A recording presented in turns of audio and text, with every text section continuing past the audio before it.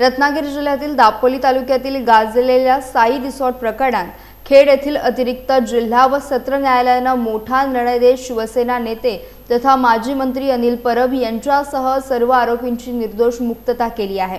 गेल्या 2 ते 3 वर्षांपासून राज्यभर चर्चेत असलेल्या या प्रकरणाकडे राजकीय आणि कायदेशीर वर्तुळाचे विशेष लक्ष लागले होते। या प्रकरणात तत्कालीन उपविभागीय प्रांताधिकारी, महसूल अधिकारी तसेच मुरुड ग्रामपंचायतच्या सरपंचांवर विविध कलमांखाली गुन्हे दाखल करण्यात आले होते। सरकार पक्षाकडून CRZ क्षेत्रात बांधकाम, बनावट सह्या, खोट्या कागदपत्रांच्या आधारे वीज मीटर घेणे तसेच कर आकारणीतील अनियमिततेचे आरोप करण्यात आले होते। मात्र बचाव पक्षाचे वकील ॲडव्होकेट सुधीर बुटाला यांनी जमीन आणि बांधकाम हे स्वतंत्र विषय असल्याचा युक्तिवाद न्यायालयात मांडला। न्यायालयाने हा युक्तिवाद ग्राह्य धरत पुराव्याअभावी सर्व आरोपींना निर्दोष घोषित केलाय। भाजप नेते किरीट सोमय्या यांनीही या प्रकरणावरून अनिल परब यांच्यावर सातत्याने टीका केली होती। आता न्यायालयाच्या निर्णयानंतर या बहुचर्चित प्रकरणावर कायदेशीर पडदा पडलाय।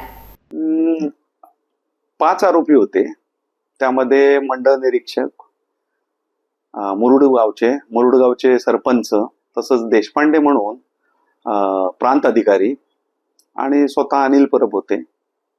आणि भारतीय दंडविधान 420, 120B, 182, 290, 34 तसेच अँटी करप्शन ऍक्ट म्हणजे भ्रष्टाचार प्रतिबंधक कायदा 12, 13, 14 या अंतर्गत हे सगळे आरोप होते।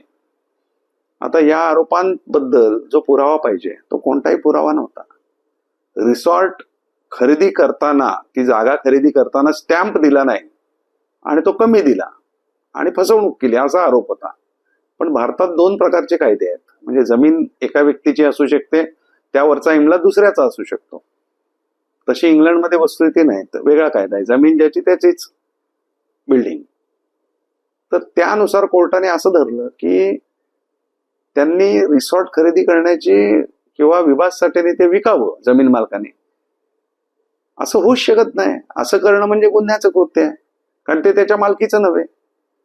आणि मग हा सगळा विचार करून कोर्टाने सगळा अभ्यास करून युक्तिवाद ग्राह्य धरून त्यांची निर्दोष मुक्तता केलेली आहे।